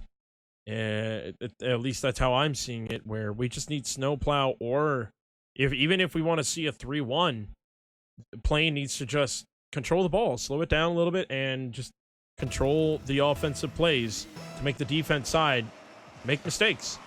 That's actually a really good point, because in this game we've seen a lot of just really, you said it best, a lot of willy-nilly clears. There haven't been like true clears with intent. It's just been like panic, get this ball away from our net, not let's create transition play and put on aggression. Yeah, and this is something that I see from normally, I would say, in a lower area, maybe like we're talking 6-man ranks. Even rank C really doesn't do that much. Rank B starts to do it. And that's the purpose of your clear touch. Sometimes you just clear it, but you're clearing it straight to an opponent. Like, corners is not that big of a deal. Bambi putting that in the corner was a smart play. But when you start to clear it and it's clearing right into the hands of the other team, that clear basically was just buying some time, maybe for some boost, but a mistake coming out of Plain side, and Snowplow, he's going to be the first one to score in this game. Porkler pops that up, and J42 not quick enough into the air. Not sure if he didn't have boost or anything to help him there, but yikes it is. 50 seconds into the first game, and Snowplow is going to take this lead, and that's something they're going to need if they're wanting to move to game number 5. I believe that's something that they did, like, it seems as though if you're able to score first in this series, that you, like, we'll see if it carries through. But game 1, I believe Plain scored first and they maintained pressure. In game 2, Snowplow scored first and maintained pressure. We'll see if Plain can replicate the pattern. All right, another shot coming to the net. Plain just trying to do anything they can. And Batty will put that in, tying up the game 1-1. Lots of weird clear attempts here. I don't know. Porklet like front flip there. I'm not sure why, because he was a good like 3 to 4 car lengths off the ball, but people were way too spaced out on Snowplow. Big hit from Flitz here. Ooh, and Bambi not getting the Batty, I should say, not getting the touch he wanted, and Bambi does get the touch he wants. It puts it off to the right side. J42, like facing the ice backwards, but still, he probably could have gotten there. That's a good like liner shot from Bambi. It's fair for J42. At that point, you know the shot's about to happen, so you kind of have to wait, because if he reacts to turn himself into the center, then that leaves the backside of the net open for him. So at that point, he was just not. Even though he was turned around, at this level of gameplay, being backwards in the net isn't that bad. Players can still react, but the position he was in the net, being a little farther off to the left side of the net, left or right side, a lot harder for him to react to. So that's what allowed that third goal of the game to happen. But still plenty of time of Rocket League to happen here. 2 minutes and 47 seconds left on the clock. Playing only down 1, looking to trying to tie this up. Pressure is now coming out. Bambi able to clear this one out in time. Blitz beating J42 to that. He's going to try to pass it. And J42 getting a crucial demo at that point. Brazik's getting a touch. Looking to center this. This could be on the shot, but Flitz able to save that one. What a pinch play out of that one. Bambi able to beat out one of the defenders. McCrazix is there. Porklet going to drop this right down. J42 missing the catch, but he's still able to get something on there, not allowing Flitz to really get a pass he wanted. Porklet off the backboard. Flitz going back. Bambi too far back to really keep pressure on this, but he was able to get the touch he was looking for. Bambi trying to get the shot, missing the side. Where's the second man? That's what I've been asking myself for like the last 30 seconds. Oh, Flitz trying to get the the flip reset. Porklet to the center. Even there, it just seems that Snowplow is playing a lot more defensive.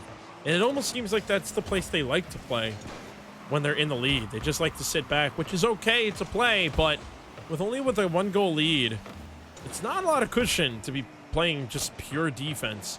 A one goal lead. Let's make it a 2-goal lead. Yeah, now they can start to play a little back. Two is a cushion, but it's not. It's like a really bad cushion on like an outdoor patio furniture.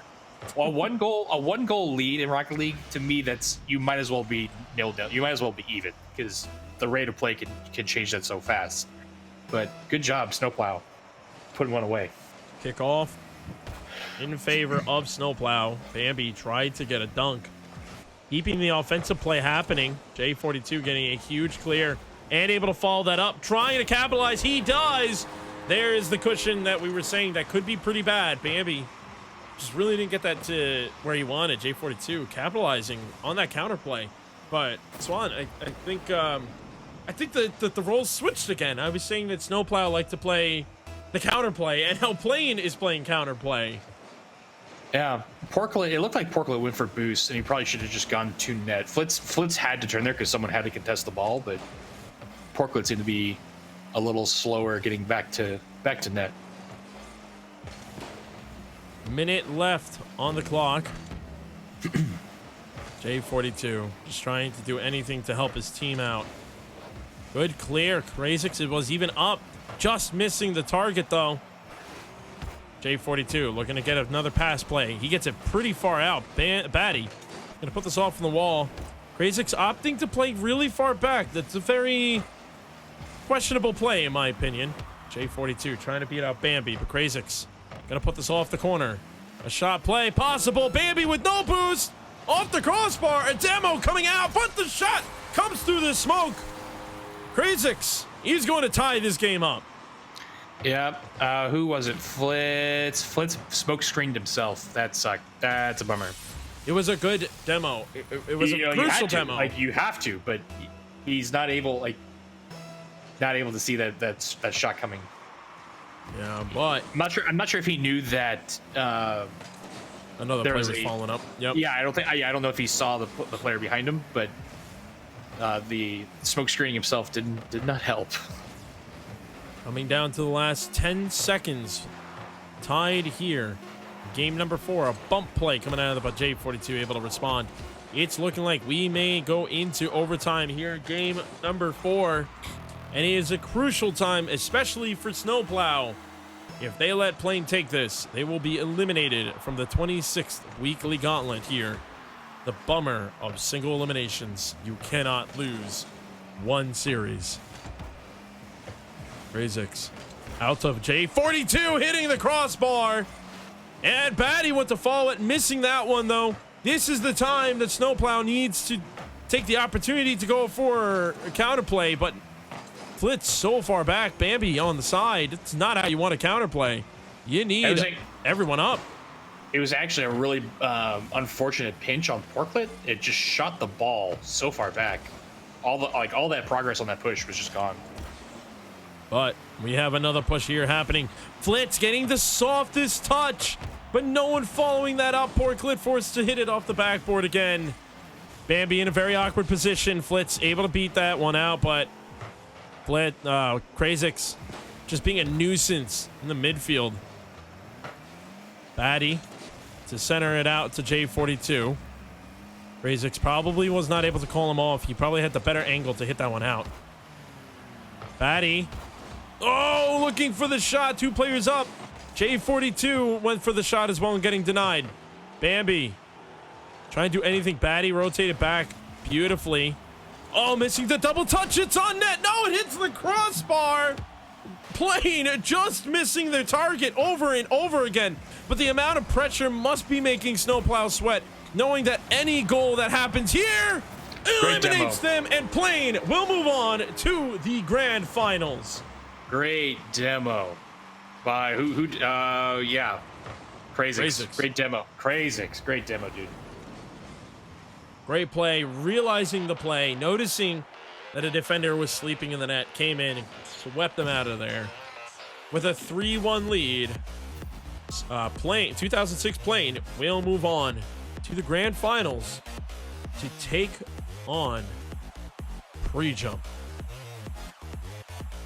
And it's kind of a bummer that Porklet and Flitz, Porklet, and who's the third? It's a good question. Who was the third for? I'm busy doing streamer stuff. I'm sorry. You're Bambi, the analytical Bambi, streamer. Bambi. Kind of a bummer that they left and Flitz was still here, so we didn't see like total shots. But 2006 Plane, 12 shots. Like that amount of pressure is stifling, and I actually don't know how well Pre-Jump will take it. Yeah, that's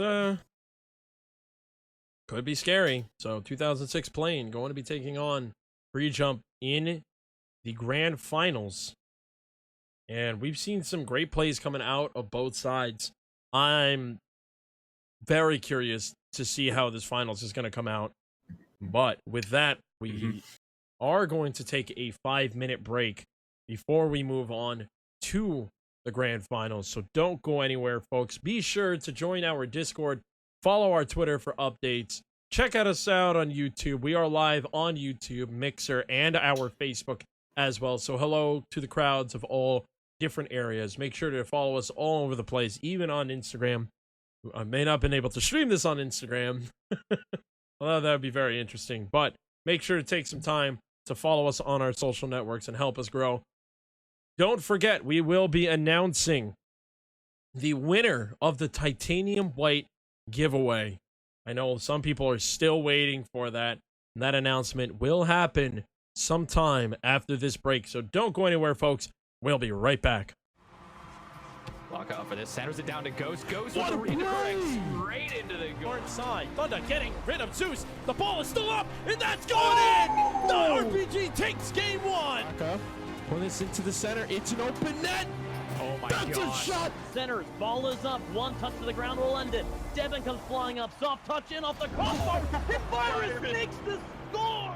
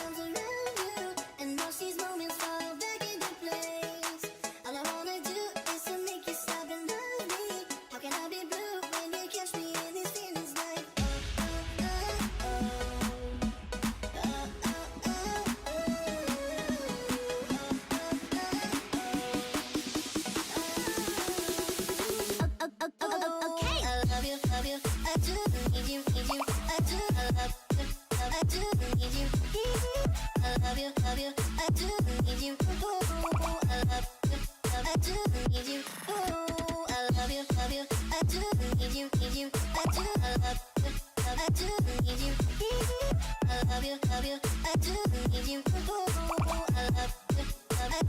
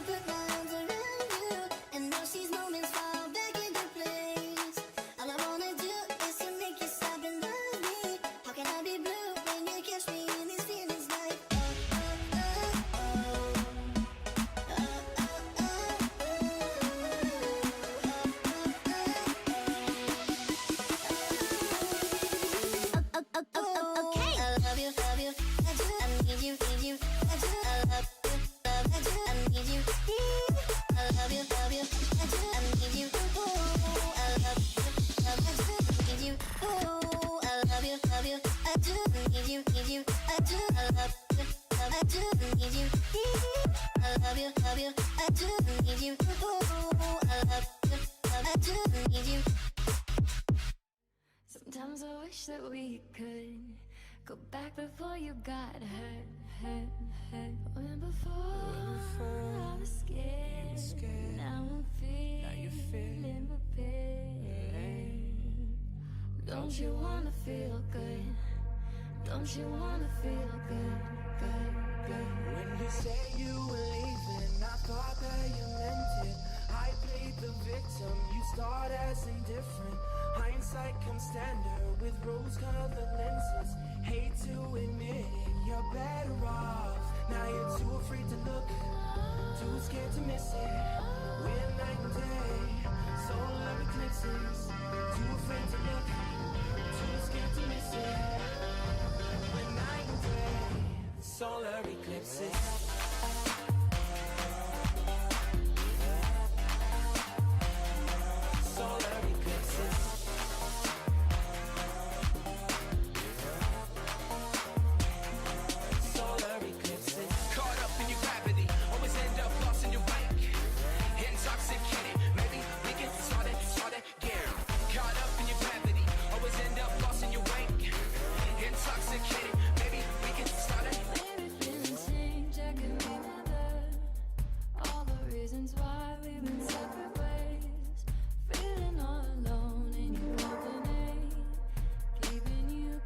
Welcome back, everyone, to the weekly gauntlet number 26.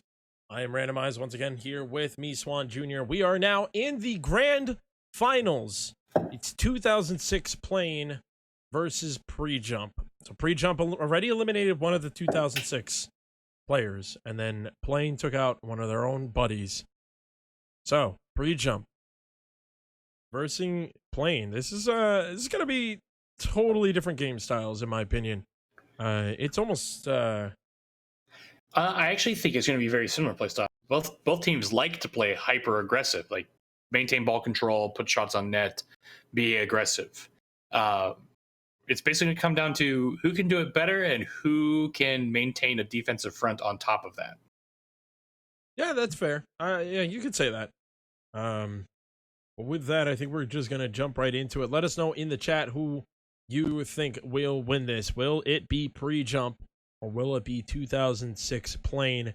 Once these players do jump into the game, we'll be moving on to the first game of the grand finals. And the winner of this grand finals will walk away with $30, $10 each in their pocket. Sweet, sweet cash. Here we go. Game number one. Plane in the blue, pre-jump in the orange. Ronskin up. Looking for a pass to himself. Couldn't get the touch. 2K in the touch. Batty in this one out. Scruff keeping in the middle, but Batty is there. J42 up. Scruff beating him again. Ronskin up. Trying to get to the backboard. Ronskin now have to rotate out. J42 has some time to clear this one out. Krazik's doing a nice job hitting this to the backboard, but could not complete it. Batty now keeping this in the middle. Ronskin up. Soft touch, allowing J42 to push us out to Batty. Scruff on the backboard, trying to clear this out. J42 not letting it go anywhere. Batty actually fakes out Ronskin with a feels backflip, man, and puts the first goal on. That is a feels bad moment. Oh, and that ball even double that rubber band hard on my screen. I don't know if you saw it randomized, but Darn it, Psionics. Yeah, it's a physical server and it's still rubber banding. I know that is muy unfortunate because Ronskin. Oh my, Ronskin with the answer. Ronskin responding back very quickly off that kickoff. Krazik's try to respond. Scruff putting it off the backboard and Ronskin hitting that one down. Krazik's really without any boost. Had to opt to use the back of the net to get up higher. So we're all tied up. Not even a full minute into this game yet. All right, so never mind about the rubber banding. It's 0-0 basically. 4 minutes to play. You just kind of deal with it and you move on. But you hate seeing that. You really, because remember the moment where what just? You also hate seeing happened? that. Batty getting a huge clear from the side, literally, practically in his own corner. So much aggression coming out of the pre-jump side that Batty just had to launch that to their net, and that gives them 1 goal lead again. It's 2-1 as 2006 playing in the lead. We're just over a minute here in game number 1 of the grand finals. Ball in the center. Krazik's clearing this out. Scruff putting in the corner. Batty putting high to J42. Centering up for Krazik's. Saved by 2K. Ronskin to 2K. 2K can't get up in time. So they're going to have to retreat back. Scruff in the back, though, being a really strong third man. And always meeting up with the blue team at the half field. Or midfield, I should say. Batty slowing this one down, but 2K reading it. Towards the net. No, it's off target. Ronskin couldn't get there in time. J42 without boost. 50-50. Batty responds. Off the backboard. 2K getting a nice touch. Beating out 1. 2K really just looking to get it into the center for Scruff. Scruff a little under that while Ronskin was just being a nuisance in the net. All 3 players on the pre-jump side have to rotate back. Krazik's centering that up for nobody. Batty and J42 playing very defensively right now. They have a 1-goal lead, but like we said last game, 1-goal lead really isn't a lot of cushion. 2K looking for the pressure, and Scruff puts that in, tying this game up right at halftime. Pre-jump is doing a really good job disrupting the midfield. It's allowing them to position and space out really well to attack the board. We're literally sitting at halftime of this game with two goals for both teams. Looking for the shot. 2K back. Puts it in the corner. Getting robbed. J42 taking the corner boost. So that made 2K have to really try to opt to use the wall to jump off. Off the backboard. Scruff can't get in that touch. It was scary though. Krazik's missing the target. J42 to Batty. J42 opting to keep this offense pretty strong. With Batty back now. Krazik's and Batty both in the orange corner. That is not good for an offensive play. J42 recognizing the mistake out of his teammates. Whiffing that, but nobody on the pre-jump side was there to penalize the open net now, but 2K couldn't find the target. The 4th defender crossbar comes in. J42, no boost. Trying to do anything he can. Batty now looking to take the shot. Off target. Getting demoed. Could have been an open net. Ronskin didn't have any pressure as the ball was off target. Krazik's pinching off. Scruff will follow. J42 in the back. He's going to follow that one up again. Put it on the backboard. No boost to follow that, though. Ronskin not getting the greatest touch he wanted, but a good follow-up in the air. A shot on net. 2K getting up in time and clearing that one. Batty to the center, beating out 2 defenders, and 2006 Plane will take the lead. Not exactly sure how they got beat, because that's a ball that like you immediately like someone has to immediately challenge that. I guess good shot from Plane. Pre-jump's going to look to figure that out and make sure they don't do that again. Lane now in the lead with a minute left. Only one goal. J42 looking for the double touch. Interrupted by 2K, but still hovering over the box. Struff clearing this by Krazix in the middle. 2K clearing this one out again. J42 opting to rotate back. Batty tries to clear that. Scruff meeting in the middle. Krazix just trying to slow it down any way he can, and Batty responds well. Batty again getting another touch, beating out 2K with no boost. J42 centering up. Scruff, a big bang clear. Can Batty get back in time? Krazix instead gets up and saves it. 2K now putting this over the center. Batty clearing this one out. Scruff getting beat in a 50-50. Last 10 seconds. Pre-jump wants to be on the offensive side. 2 seconds left. It's off the backboard. We've seen pre-jump pull it off the first time. No! They could not pull it off this time. 2006. Plane will take game number 1. So what I had meant to say, but then pre-jump scored and I had to change. I had to just roll with it. Pre-jump is actually like they're doing a good job of disrupting the midfield, but they're not capitalizing on that. In the instance where they didn't, they were able to get a backboard pass to score. It worked out really well. Scruff and 2K and even and Ronskin, they're rotating through the midfield and disrupting Plane, but Plane is still able to get threatening shots off onto net, because the shot differential is not all that different. I think it's +1. It's actually +1. It is +1 to 2006 Plane. So if pre-jump can find ways to capitalize on them disrupting the midfield play, they can probably just run away with the game. 2006 Plane is just able to, they're transitioning better off of defense, better than pre-jump is, basically. Yeah, no, I have to agree with you with that. It's just pure transition into counterplay, all the fun jazz and words we can throw at you. Pretty much 2006 Plane is just honestly playing their game a little bit better than pre-jump, but that was only game 1 of this best of 5 grand finals. Pre-jump still has plenty of time to come back. Right off the bat, these guys are trying to get anything they can in. Scruff putting this one up high. J42 tapping it into his own corner. Krazix winning that 50-50 against 2K, but Ronskin comes up and swoops in. Batty clearing this out. J42 there. Pinch off the players. Krazix getting a huge pinch off. I believe Ronskin and 2K able to save that in time. Scruff getting demoed. And Krazix just coming up. Being a little crazy. Ronskin went for the shot. J42 getting a beautiful save there. Scruff passing it back. It's in their box, and that did not work out. Batty will put in the first goal for 2006 Plane. Yeah, Krazix got the touch, actually. Krazix got a really good touch off the wall, and was able. No one on pre-jump was able to just get to it. It's a good job by Krazix. Beautiful job by Krazix. Early lead for 2006 Plane. They could line this up if they can keep this lead to go for a 3-0 sweep in the grand finals.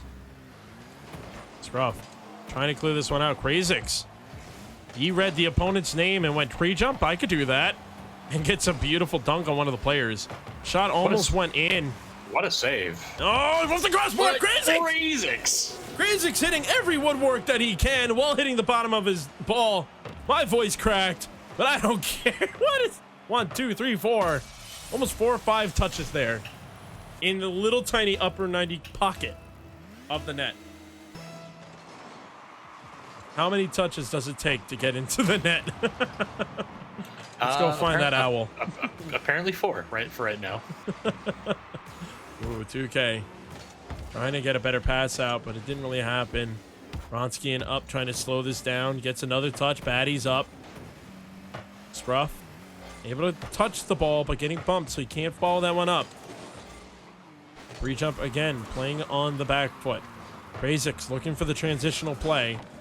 Net in the midfield. Batty playing a little aggressive. No, he played back and then he decided to play aggressive there. J42 getting a nice touch. Ronskian clearing to 2K. Batty's up. Ronskian really just, in my opinion, I'd have to say Ronskian is probably the only person that I really can say from pre-jump that he's playing the most aggressive. And his teammates are just not really helping him. Pre-jump isn't doing what they were doing in game 1. Like they're like right now they're not disrupting the ball in the midfield. The ball's traveling the length of the field up and down the pitch, and it's not setting up pre-jump with opportunities to score, as I say that. Oh, but again, no trust out of that one, and it's a very tough call to whether or not you should trust or just back off. Don't blame that play. Opportunity starting to build up for pre-jump. They just need to capitalize on it. 2 minutes and 11 seconds left on the clock. Plains still up in the lead. For anyone tuning in, this is the grand finals of the Gauntlet number 26. And 2006 Plains is in the lead by 1. An opportunity to put a goal in, but a misplay by pre-jump. They're really going to need to put a goal in. And whoa, Ronskian pulling his car a little too far back. I think he a little confused himself with controls. Good save out of 2 players, but it was a double commit. And pre-jump really put any more pressure on. This is where they need to do it. A good play, good bump. And 2K puts a goal down, puts a goal in. 1 goal deficit for pre-jump.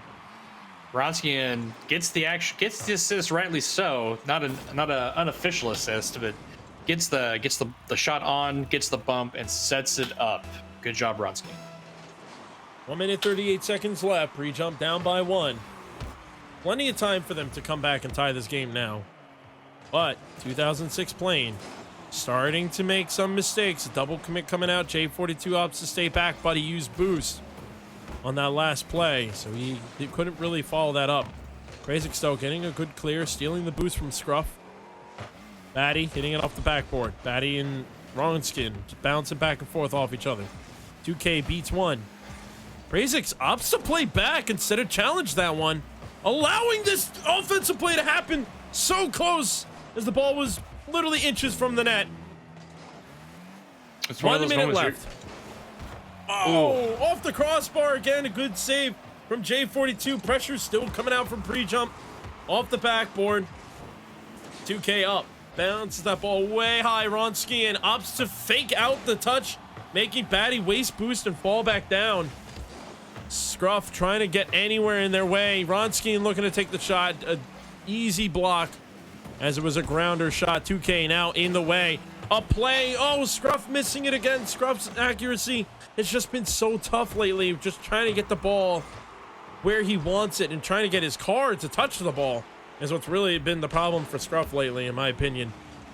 J42, though, not the best touch he wanted to look for. Batty gonna clear this one. Scruff up to Ronskian. 10 seconds left. Pre-jump has had so much offense happening. They just need to put this one in. We've seen them get a buzzer shot. A pass play. Here it comes. No, a defending play happens. The ball's still up. Ronskian trying to keep it up. And 2006 Plain will take game number 2. Those last 30 seconds, pre-jump was stifling Plain. I don't think anyone on Plain had more than 40 boost that entire last 30 seconds. Pre-jump was taking every bit of boost in the blue half that they could. Basically, pre-jump needs to figure out how to do that for basically 5 minutes. Because if they don't disrupt midfield and boost and then maintain pressure and boost starve 2006 Plain, I don't think they'll make it out of game 3. You know, and the hardest part about that, in my opinion, is totally easier said than done. Yeah, oh, of course, 100%. But I think the biggest problem of it is like what I was saying, moments where like Scruff needed to capitalize on a beautiful pass. He really could have saved it. He really could have tied that game up.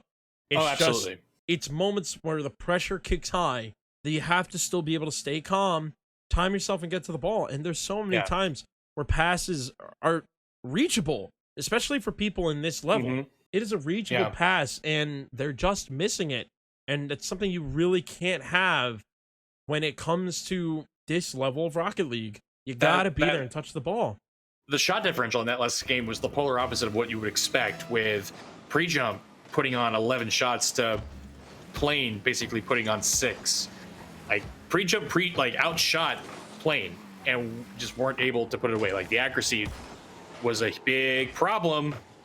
Oh, but what a save. We are now in game number 4, and we're already starting to see that same pressure we saw in the last 30 seconds of game 3. I'm sorry, we're in game number 3, and we saw the pressure from last game 2. You can really tell, and I'm banking on a game 4 that I would like to see one. 30 seconds into this game, and Plane finally getting out of their side. 2K getting a very important touch there. Scruff hitting this pretty far out. Ronski and up. He does get the touch, but Scruff misread it. Scruff able to put that into the center for 2K, though. The ball's coming straight down. Krazix and J42 go up to get a defensive play. Krazix able to follow up what he wanted to do, but the offensive play is still coming out of pre-jump. We're finally getting back onto the Plane side. I mean, sorry, my apologies. The pre-jump side, they both start with P. Now I'm gonna get... First we had the 2006 problem. Now I'm having the fact that both names start with a P. It's gonna throw me off. Oh, a double commit and a big miss. But no one capitalizing on the pre-jump side, and they are going to get penalized for that, as Krazix will put on the first goal for Plane. And I have to say, I don't think Plane deserved that, but then they did deserve that because pre-jump just really did not. They didn't capitalize on the mistakes that Plane made, and Yeah, they didn't punish. I want to say I don't know how you lose track of J42 in your own half, because that demo is what set up that goal 100%. But like, if that's a mistake, like if that lack of vision is what's going to happen, then they deserve to have that goal scored on them. That was a bummer play. I'll tell you how you lose track of J42. The double commit shot where Krazer launched J42 away, and he came around and took him out. I didn't know that he got launched. I didn't see that he got launched. He did. That double commit ended up becoming a new meta play. Knock your player onto the other side and make him go for demos. That could be a new meta. You don't know. Like, maybe some pros will launch someone into a cherry pick position and then you go for the demo. Yeah, Whoa, apparently, but J42. J42, he's starting to become the ninja, the devil of pre-jump. And J42 making them pay for the mistakes. A 2-goal lead now for 2006 Plane. Pre-jump, not looking to be in the best position, but they have a little bit more than half the game to come back in this game number 3. Another open pass. Scuff just thought a defensive player was going to go. At this point, when you're in this position, I really think player 2, number 2, should just go for it. Even if you think the defender is going to get there, that's what your third man is there for. Is that if the play is missed, the third man can opt to rotate back for defense, or just go in for the 3-man play. And when your second player opts to rotate back, it really just, you lose all the pressure that you can create, and pre-jump is losing a lot of their pressure. J42 up. Scruff couldn't get the touch he was looking for. 2K gonna hit this off the side. It's all lined up. Krazix still had all the time in the world to clear that out. A good pass from Scruff to Ronskian, but a good read by Krazix. Another aerial pass play. Ronskian trying to get the double touch. Little off target. Scruff is going to keep the pressure. This is what we need to see. A double commit on offense, though. Pre-jump. Now have to play back. No! A good play by Ronskian. Off one of his teammates. I believe that was 2K. Scruff going to put this on the back. Ronskian going for a bump with no boost. Really just trying to shove the defender back into the back of the net, I should say. A demo coming out. Good play by Ronskian. Clearing this off to the side. Keeping it away from his players, but now double commits are starting to come out more and more from the pre-jump side. The pressure is on. Less than a minute left. 2K Putting this onto the back. Razik's able to clear this one out. Batty in this one far out. Razik's now pushing this one away. 2K gonna catch. Razik's reading that. He's got an open net to shoot at. Not strong enough, though, and Scruff will clear this one away. Ronskian follows. J42 putting it to the corner now. Beats one. Scruff beats number two. Just needs to wait for it to come down. No! He jumped up a little early, hits the crossbar, but still a 2-goal lead for 2006 Plane. 30 seconds left. This is not looking good at all for pre-jump. No, it's not looking good at all. What is it? Scruff and 2K just seem to be really passive, and it's the passiveness from them is like creating. That's what's creating double commits, because Ronskian is thinking, "Oh, we gotta go," and then out of frustration, not seeing 2K or Scruff go, it ends up creating a double commit, because Ronskian will go, and then 2K will be like, "Oh, we gotta go, gotta go for that ball." With that is it. Even with Bummer. the 1 goal, pre-jump loses with a 3-0 sweep. 2006 sweeping pre-jump and becoming your 26th Gauntlet champion. Congratulations to 2006 Plane. A great play coming out of them. You know, just the amount of control that came out of them was really impressive to see. You gotta, it's not even just pre-jump's fault. It was just 2006 played really well. 2006 played really well, and the shots they took counted, because I think again in that game, pre-jump outshot 2006 Plane.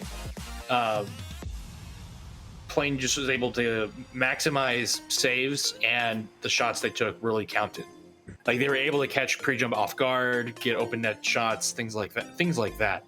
And if pre-jump were able to play, like, maintain their style of play, disrupt midfield, boost starve, and maintain pressure, then that game would have been different. But for whatever reason, Scruff and 2K were, in that game 3 especially, were pretty passive.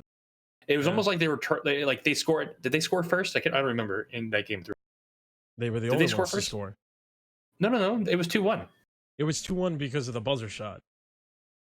Oh, yeah. That's right. Yeah. Bruh. Okay. It almost seemed like they were turtling, trying to like force, like, just keep the game close and force OT, and that's not what was working in games 1 and 2. Because games 1 and 2 were fine, I thought. Mm-hmm. You got to find ways to capitalize on your opportunities, because pre-jump obviously created them. They were out shooting Plane. It's just you hate to see games end that way, because you think, oh, we're gonna outshoot, we're gonna out pressure, we're going to win. And in the last 2 games, that didn't happen. Yeah. So with that, though, 2006, congratulations for the win. I will meet you in the Discord in a little bit. But before we do that, we have one last thing. Niswan Jr., would you mind doing the pleasures of announcing the winner? I get the honors. You do. The winner of the titanium white giveaway. So we had over 700 entries in the giveaway for the Octane, but the lucky winner is Raxup J.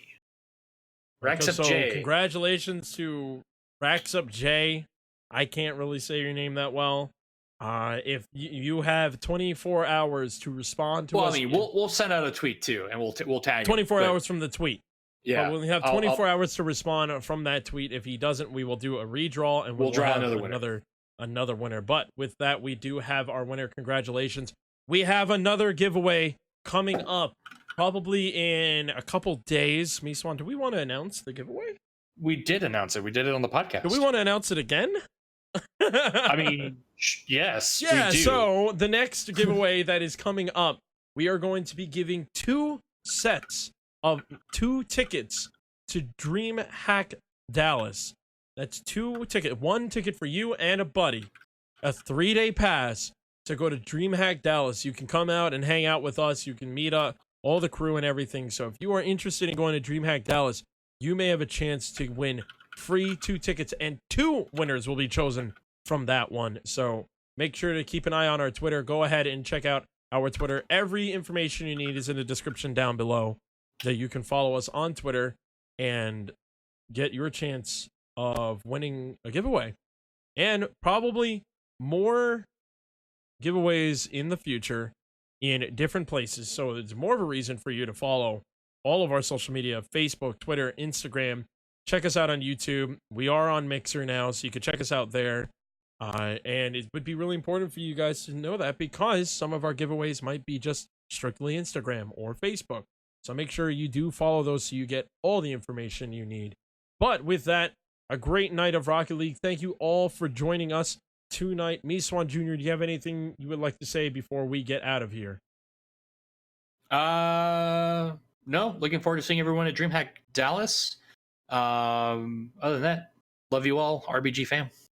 Yeah, and hashtag RBG fam. Don't forget to use that. Tweet at us and everything, and we'll get responding back to you. And with that, we will see you guys probably next week. I have been Randomized. He's been Miswan Jr. Hit a follow on Twitch, and we'll see you guys the next time. Good night. Lock out for this. Centers it down to Ghost. Ghost with the redirect straight into the goal. Far side. Thunder getting rid of Zeus. The ball is still up, and that's going in. The RBG takes game one. Pour this into the center. It's an open net. Oh my That's god. a shot. Centers, ball is up, one touch to the ground will end it. Devin comes flying up, soft touch in off the crossbar. His virus makes the score!